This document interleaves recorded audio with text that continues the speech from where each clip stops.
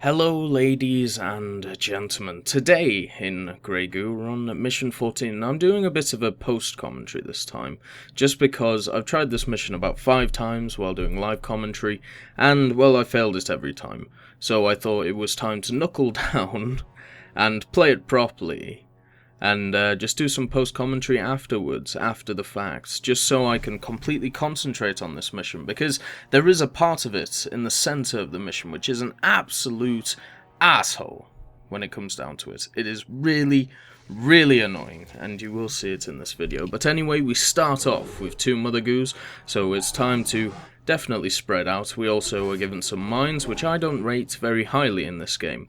The fact that, you know, they die in 1 hit, they do leave behind a small protein, but still, they're just not great. Value-wise, they are good as long as they hit, but because there are so many units that can detect stealth, they usually get destroyed before anybody sees them. But at the start of a match, as we can see here, at least they are decent at protecting our expansions, which is what I'm using them for, spreading them about, making sure that if the enemy does attack us through these little choke points that the game has given us, then at least we'll be able to stop at least 1 troop going around. We also have some anti-air, and I've put them at the highest position so they can shoot the aircraft as easily as possible. They'll have the largest range, and they cover all of our goos. So at the start, all I'm looking to do is to basically, with the larger goos, create more Mother Goos so we can cover all of the points. Around us at this moment in time, there are 4 areas that we can gather resources. So that basically means that we should have at least 4 Mother Goos. So all I have to do is spread them out, and I'm not too worried about them being at low health, just because I have played this before, and also I have this area locked down. So if they do want to attack me, or if they do want to do anything, they have to at least get through my ground forces. Now the Goo ground forces aren't great. At this area of the game, you are always going to be at a disadvantage to your friends, or, well, not friends, but enemies on the other side. But at the start of the game, you're going to hope that they don't throw a massive army at you. And since I have all my troops spread out quite a lot, and since I have the large units, as you can see here, hopefully I can stop and advance while I'm trying to expand. Because the thing is, this is a short-term loss, long-term gain kind of thing. If I can get these Mother Goos up and running, it basically means that I can create more troops than I could with only 2. So if I spread out fast and they survive, I can get more troops going. So I can use the Goo to what it's supposed to really be used for, basically to just keep throwing units at the enemy. You're never going to trade well as the Goo. You are never, ever going to trade well unless you have their special unit, the Purger, which is what this game wants to actually make. Well, this mission wants me to make. So you will be seeing that a bit later on. But the thing is, you're never going to actually trade 1 for 1. You're never going to be able to... Well, the commando's dead, who came in. But you're never going to trade 1 for 1. You're always going to maybe go 2 for 1, depending on what units they have. The Goo are not great at dealing with aircraft, so if you come up against a bunch of aircraft, then there's not a lot you can do. You can hope that your anti-air stuff, such as the things that I've put on top of the mountain, will deal with them. But yeah, they're always still going to trade 1 for 1, and even if the bombers or the fighters get upgrades for the other team, they're not going to trade 1 for 1. They're easily going to trade 2 for 1 or even 3 for 1. But at the start, we're still expanding. I've seen on the right side of the map that there are some more points of resource, so why not we go and get them. Also, I'm starting to create these smaller units for the Goo, because basically I can give them stealth, and if I give them stealth, that basically means that they can always shoot first, unless they're detected. Now, there are a few infantry units and scout units and stuff like that that can detect stealth on the human side, or the beta side, which we are facing now. But still, I believe that moving forward, stealth is always the best option, at least at the start of a battle. At the end of the battle, you want to go for larger units, such as like the destructors, the artillery pieces, stuff like that. But the thing is, those units are great at dealing out damage, DPS, but they don't have a lot of health, so you have to have some backline, or at some point, to hold it. Now, the idea is you use these kind of rhino things to do that, but I've never found any use in them. I find them quite useless. I mean, they taunt enemies. You can get them an upgrade where they go into a rage mode if they're at low health or at no health, and they'll explode. But, nah, you know, at the end of the day, they're not going to do a lot for you. So, instead, I usually go for different upgrades. I go for stuff like stealth, I go for stuff like being able to shoot air, since that's going to be my biggest issue. I go for healing, go for like large units. If they die, they create smaller goos, stuff like that. Now you can see a commando down here. He has been taunted, but he just doesn't give two shits. He's trying to do a bit of scouting. And look, one commando has taken out my mine. And that is the issue with these mines. If you can micro it so it goes off just, you know, below a huge army or something, yes, it can be very useful. But at that point, they're probably going to have stuff which detects stealth, and therefore you're going to die even before you can actually get your fire off, your explosion. But it is nice that it gives us a small protein. That means that we can get more stealth units to move forward. And we already have a decent number, since every time you get one of those little proteins, you can create 2 of these guys, or even, I believe it's 2, I don't think it's 4. But I use the large rhinos to actually block the gap, so yeah, that was kind of silly of me. But I basically did it just in case somebody attacked me, and they did attack me, and the good thing is that these wonderful rhino things actually regenerate health, so as long as they don't die, then you're in a good spot. Now, what I've been doing over the last 5 minutes or so, I've been trying to get my tech upgrades.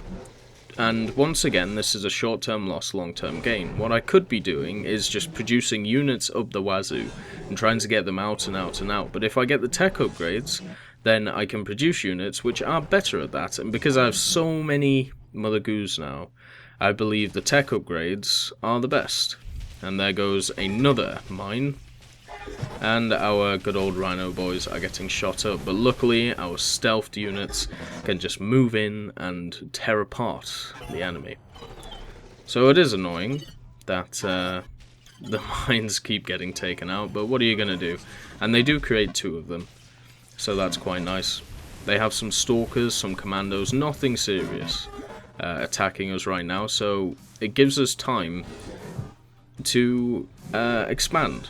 As you can see, I've taken the outer right spaces, which are massive in this. If I can get as many resources as possible, it basically means that I can move forward and cut the enemy off from their supplies. We have run into an extractor, and well, we're just going to take it out. I mean, there's no biggie. There's no units or anything to try and stop it. The resource gatherers are not going to do any damage to us, so we might as well take them out. And mines-wise, I only have 2 left out of 5, and I've only killed maybe 3 units with them. So yeah. But now they're bringing in some larger caliber stuff, but because we have so many stealth units, which they still can't see, I am confident that we can easily take them out. The thing about these stealth units, which is quite interesting, is that you can just block paths if you want to. And if the enemy can't see them, they can't go that way. So that's what I'm kind of doing with this big blob. I am also shooting the enemy, but I'm blocking a path so they can't get past and shoot my larger units. And as long as they don't have detection or anything, they can't move, they're stuck, they don't know why they're stuck, the AI is probably going, what the hell's going on? And there's not a lot they can do. But in front of us, there is a large wall. Now, basically what we're trying to do in this mission is there is a barricade between us and what we need to get. There are a few walls, there's a few bases and all this stuff made by the beta, and we are trying to get to this catalyst to try and stop the silence. But once again, the beta and the humans do not know why we're doing these things, because we can't communicate with them. And if they knew what we were doing, and trying to stop the silence and everything, they would try and help us, but they don't know what we're doing because they can't communicate with us. So it is another enemy of my enemy is my friend kind of thing, but right now, the two enemies do not know that they are fighting for the same cause. Now the beta and the humans have probably forgotten about the silence by this point. It has been a long time, they've been in a large battle against the goo, and the goo in itself has been attacking a lot of the beta places and the humans. So they've probably completely forgot about the threat of the silence, but the way it is talked about by the goo is that this is something that can destroy everything, which was also said by the beta. I think it was the first or second mission where they were worried about the silence. But as you can see, I got the upgrade where these guys can shoot up and kill the aircraft, so making it a lot easier to kill aircraft. Now the issue with these infantry members is that they are basically scout units. So they don't do a lot of damage to buildings. They do alright against infantry and vehicles and stuff like that, but against buildings they basically do nothing. So we have to come up with a suggestion or a way of killing buildings fast instead of them just keep building stuff as they go. So my plan was to build a purger. A purger is the special unit for the goo, and it does exactly what it says on the tin. It purges, it destroys, and even though it takes up 70 population, I think it's worth it. And I can't find a way of healing it when it's on the battlefield, but I think it was strictly made that way, just because if you didn't make it that way,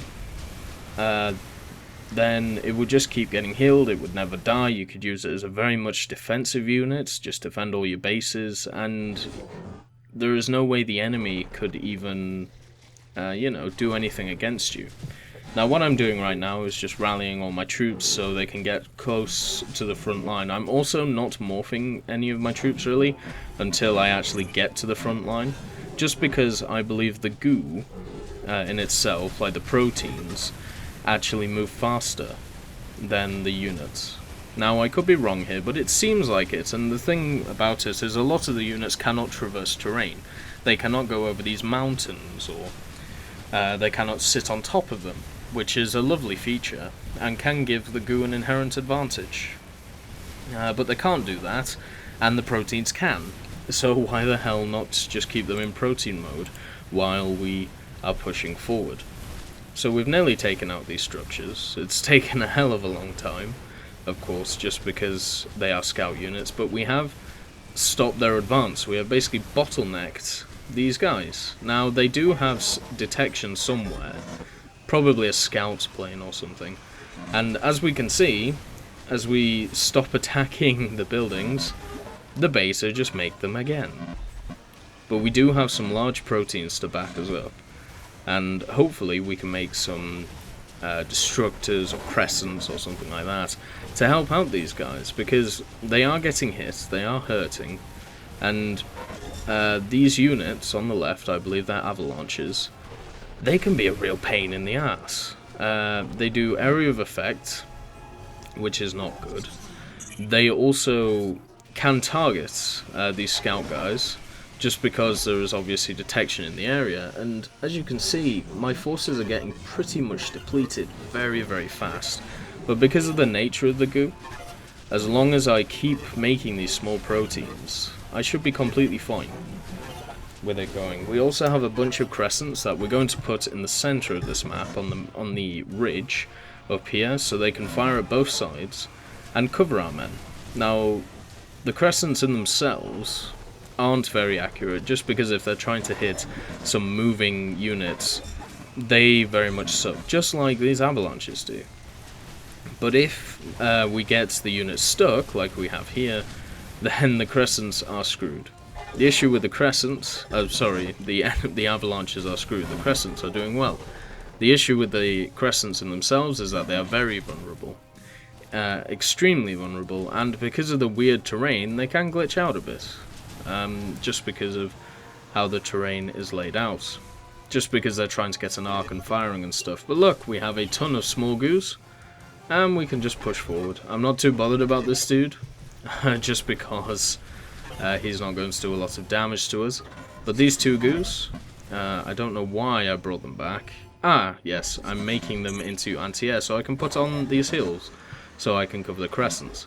The anti-air is obviously better at taking out aircraft than our scout units, just because they're designed for that.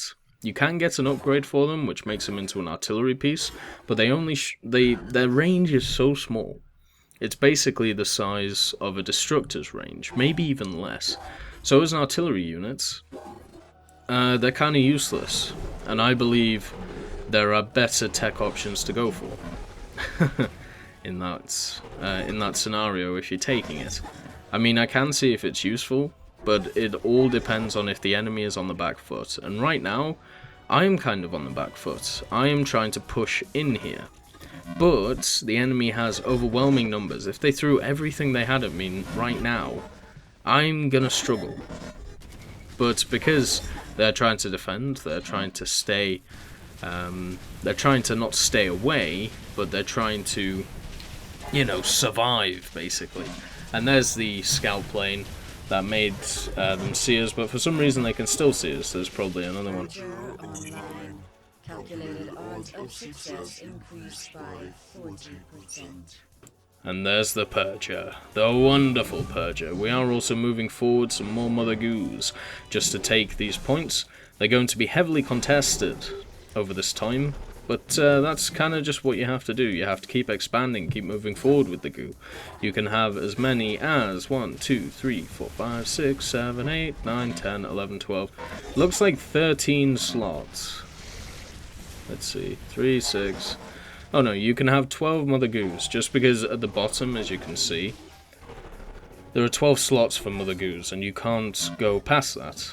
So if you have 12 Mother Goos, then you are basically maxed out when it comes down to it. Now, I would say that you don't need 12 Goos, especially in a multiplayer match or a skirmish, because that's quite a lot, but they are free, they don't take up population, so the more you can get, the better. And the more troops you can pump out as soon as possible. So once again, moving up the rally points, just so it's just easier for me to reinforce our forces as they come in. Make a lot more small proteins, because now we have that large unit. We have the Purger, which can take out basically anything at once. If we can just protect it with these smaller units, then marching forward should be an easy thing to do. And even over here, I don't know what these guys are doing, but they decided to go all gung-ho and kill these guys. And also, with the crescents in the background, they can help us out. But there's the Purger. Welcome to the party, brothers. We're going to absolutely destroy you. Now, the Purger does area of effect damage. It doesn't just attack one area. It is very much like the Hand of Rook. Apart from you can't put stuff on top of it. It's terrible, I would say, at taking out single infantry units, where the Hand of Rook can be okay at it because you can add stuff like Guardians on top of it, which can protect it. Whereas this machine, it is great at killing structures and large armies, but if the enemy is throwing like a few troops at you at a time, like it is in this mission, then it's not going to do too well against them. So what you have to do is basically just use it to take out buildings and stuff like that, and any other super units that you may be able to see. So the Purger is doing what it does best, if it would shoot the right targets. As you can see, it just targeted everything on one unit, and basically wasted a shot. But here's the AA at the top, covering us, and still, even with these aircraft, even with these 6 guys all shooting on one aircraft, it can still get shots off, it can still do damage, and all this stuff. The avalanches definitely can't get through. What I would suggest the AI do right now is build predators. And get one scout plane and predators. Move the predators to, or around the base, sorry. Move them to try and kill all my scout planes. Try and swing around the scout plane so it goes over my scouts, so you can easily kill them all, and then just move in to kill the Purger with aircraft, because the Purger cannot shoot up. It cannot kill aircraft, which is a real issue with this. Now, I know this is a bit of a waste of the Purger's power, but I do want to kill it just to make sure that he doesn't shoot anything, or I forget about it later on. But now, it would be time to kill the buildings. But, oh, he's dead. That's a shame.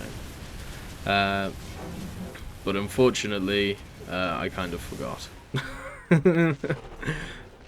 Because I put it on attack move instead of kill the buildings. So instead, of course, it prioritizes the infantry.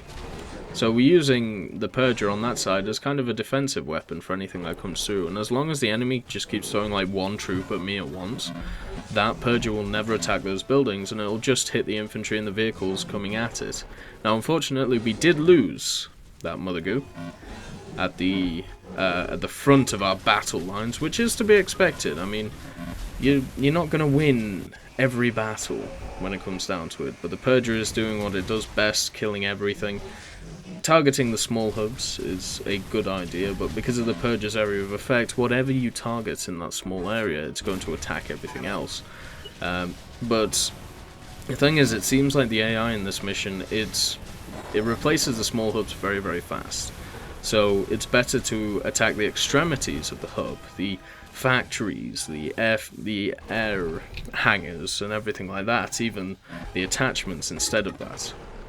But we do have our large friends coming in, getting a few more crescents to move into an artillery mode.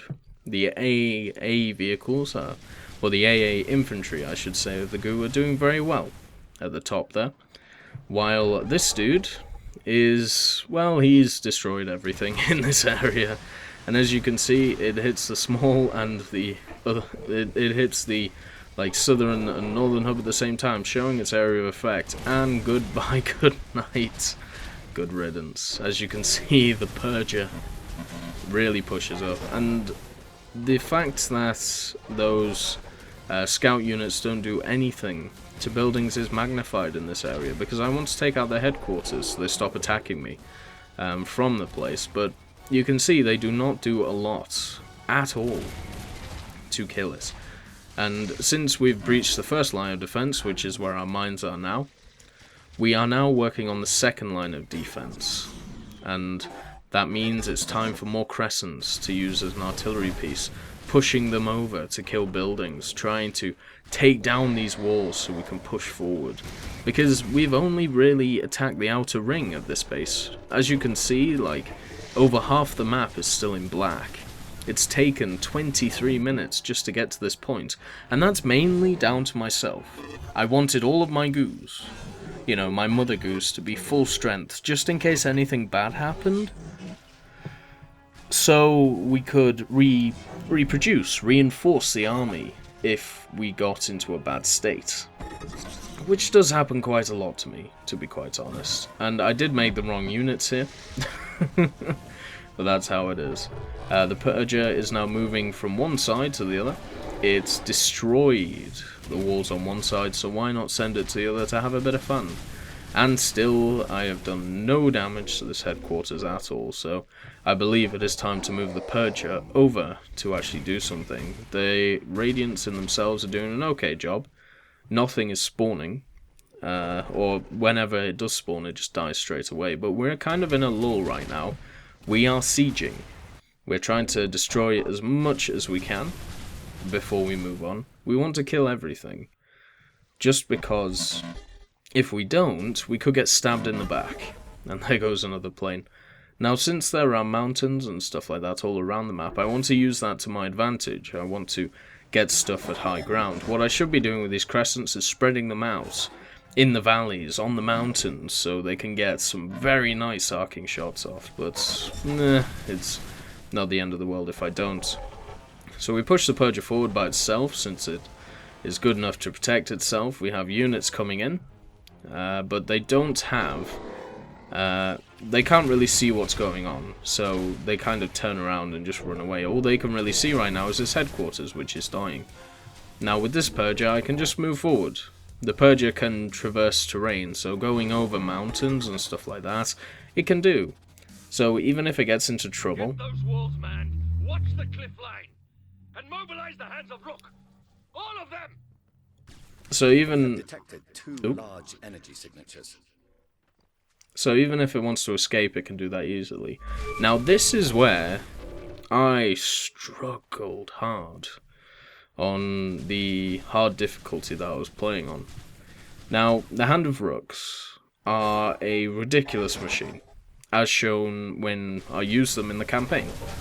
They do a hell of a lot of damage, very, very fast, and they have an area of effect shot. Now, the Goo in itself, they tend to clump up a lot, just because it's the most efficient way of fighting, which means that area of effect pretty much screws them up. And there's the first shot. Goodbye, AA. He's right there already. So we have the Crescents firing, we have them attacking this Hand of Rook, which is fully manned, and it is able to see our stealth units. So stealth units are screwed. There goes the next shot. Crescents are dead. And we've hardly done any damage to it. So basically the only thing we really can do is the Purger. The Purger has to help us out here. And we're just making some units just to try and keep them alive, try and keep that right side of the flank sorted. But basically at this point, every time I tried it, I had a Purger, as you can see, and I could make two, but I only made one just because I wanted a ground force. And these two Hand of Rooks would attack me at the same time. They would take two shots, they would kill all of my stealth units, and the other one would kill all of my Crescents. So there wasn't a lot I could do. I would always kill one. I would kill one Hand of Rook, and the other one would decimate my base, because they would just keep throwing infantry and vehicles at me, and there's not really a lot I can do. But as you can see on this difficulty, medium difficulty, they're doing a hell of a lot less to me. And so therefore, I can push forward. I just wish that on the hard difficulty that I was playing on, oh lord, attack, move, kill them all, kill them all. Oh, they only killed a few troops. But I don't understand how you're supposed to kill both these Hands of Rook. Just because of the way that the Goo is, you're supposed to clump up to get as much DPS off as possible. You do not have troops which have a ridiculous range. I mean, the Crescents are pretty good, but once again the Hand of Rook outdoes you. And the thing is, if the enemy has scout planes, which can scout for the Hand of Rook, you are screwed. But even then, with one Hand of Rook attacking me, I basically lost all of my land force. The only thing I really survived was the Purger and some of the infantry on the right side, which at this point, I'm not sad to say it, I completely forgot about. But I lost all my Crescents, I lost all my AA, and this was the issue when facing the two Hand of Rooks. With what it would do, which is quite clever on the AI's part, I'm not sure if it meant to do it or not, but it would always target my AA first, my anti-aircraft infantry. And a bit of lag there because we're making an absolute jaxy ton of guys. But basically what it would do, it would attack that, and then it would just chuck at me the most abhorrent amount of aircraft you would ever see, which included bombers, fighters, everything like that. So my standing army was dead because it destroyed my AA straight away. I was screwed, and that sucked. Now, the next Hand of Rook, which I obviously can't see, and it's already shooting my Purger, it's around here somewhere, either down there or down here, so it's time to move back the Purger. It cannot fire while on the move, which is another advantage that the Hand of Rook has. So I take out the avalanches, move back, and I know for a fact, since I played this before, that the second Hand of Rook does not have any guys on it. It does not have any guardians or any predators or anything. So it basically just has the big gun, and that's it. So my plan was to try and just throw as many men at it, try and get underneath it, as you say, and then just keep firing at it. And with these little shotgun troops, that was the plan. But that was never ever going to work, just because of the way the Hand of Rook is. Now, as you can see, bonk, all dead. So that's half my standing army dead. But they did soak up a shot, and I can reproduce them and all that. But instead of just attacking the Hand of Rook, I just decided to take these guys and try and do as much as I wanted to do with them. And, well, I couldn't because they're useless. But at least the Purger in itself is doing quite well at stopping the enemy. But it just shows the Hand of Rook can do so much damage to you, and as the Goo, you don't really have a lot that you can do against it. I can't even imagine having to play multiplayer where there's a Hand of Rook on one side and you on the other, because a competent human player will just decimate you. I mean, yes, as the Goo, you can spread your troops out, you can do all this stuff, but on this mission, I'm stuck in choke points this whole time. As you can see, where the enemy is right now, where I'm attacking, it is a choke point. There are 2 choke points that I can attack through. I suppose I could go around the extremities of the map and then produce my men on the other side, but then we're just walking into enemy territory, so that wouldn't work. Because they would just kill me instantly, even with these guys who are hid by stealth. Because it seems like the Hand of Rook detects stealth, or something around the Hand of Rook was detecting stealth. But anyway, they're both dead, which is nice. I don't even know why it's a bonus objective, because I have no idea how you could even get past this bit without killing the Hands of Rook. I mean, I must be missing something. Maybe you could lure them down one side and then try and move on the other, but their range is so good they could just shoot down the other side while they're on the other side, so I have no idea what the thought process was behind that. But yeah, we're just going to move forward. And to be quite honest, there isn't a lot more to say about this. It's just throwing as much goo as possible at the enemy. At this point, the Hand of Rook was the hard part of the mission. It was as simple as that. If we killed the Hands of Rook, pushed up our rally points, did all this stuff, then all we had to do is keep producing troops, and, well, we will have won. And that's precisely what I did. If you want to see the attempts where I failed, please let me know and I will upload them. I do get a bit angry in a few of them, but they're good to listen to. I feel. I've listened to them myself and I enjoyed them, so that's how that's gonna go. But anyway, I will say cheers and catch you next time. Just because at this point it's just a methodical taking out each part of their base and there's not really a lot to do. I'll leave it on for you, so if you want to see it, go ahead and go forth. But for me, myself, I will leave you be.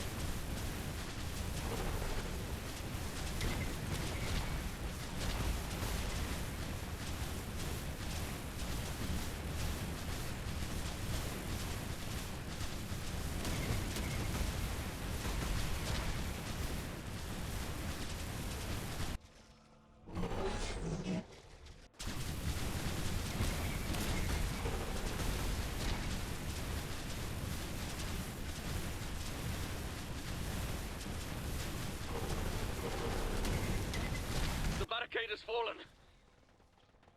It is up to you, Saruk. The pass is clear. We can reach the aperture device. The Beta and the humans will be waiting.